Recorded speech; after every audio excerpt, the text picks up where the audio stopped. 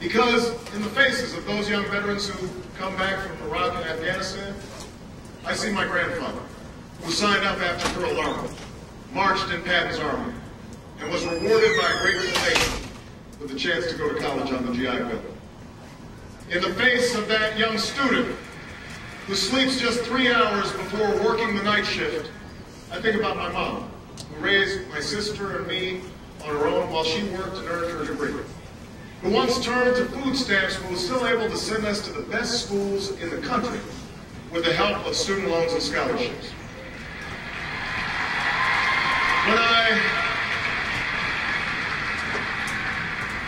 When I listen to another worker tell me that his factory is shut down, I remember all those men and women on the south side of Chicago who I stood by and fought for 2 decades ago after the local steel plant closed. And when I hear a woman talk about the difficulties of starting her own business or making her way in the world, I think about my grandmother, who worked her way up from the secretarial pool to middle management, despite years of being passed over for promotions because she was a woman. She's the one who taught me about hard work. She's the one who put off buying a new car or a new dress for herself so that I could have a better life. She poured everything she had into me.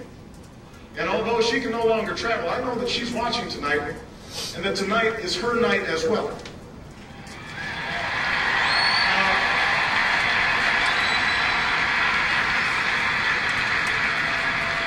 Now, I don't know what kind of lives John McCain thinks that celebrities lead, but this has been mine. These are my heroes. Theirs are the stories that shaped my life. And it is on behalf of them that I intend to win this election and keep our promise alive as President of the United States.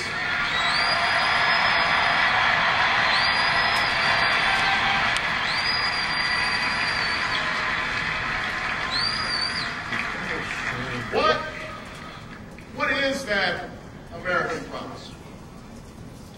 It's a promise that says each of us has the freedom to make of our own lives what we will, but that we also have obligations to treat each other with dignity and respect.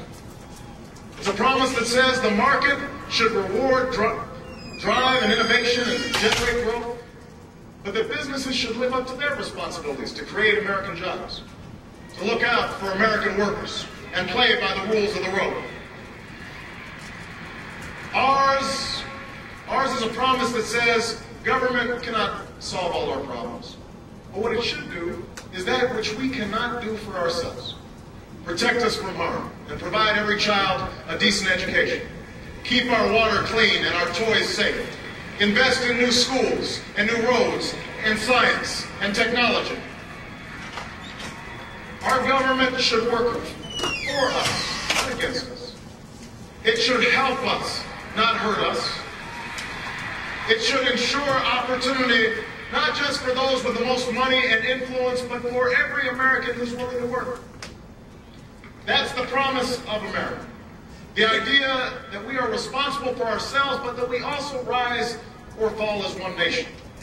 The fundamental belief that I am my brother's keeper. I am my sister's keeper. That's the promise we need to keep. That's the change we need right now.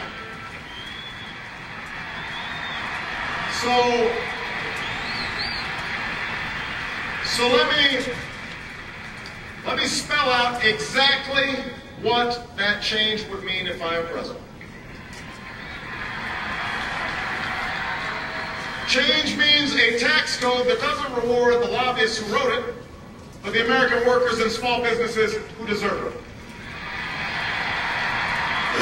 You know, unlike John McCain, I will stop giving tax breaks to companies that ship jobs overseas, and I will start giving them to companies that create good jobs right here in America.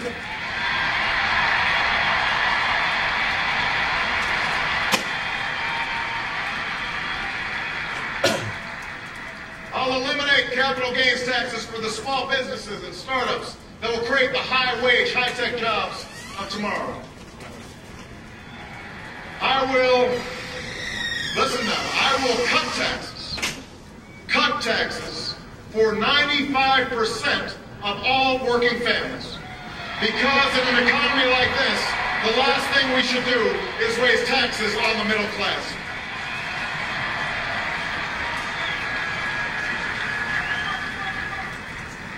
And for the sake of our economy, our security, and the future of our planet, I will set a clear goal as president. In 10 years, we will finally end our dependence on oil from the Middle East.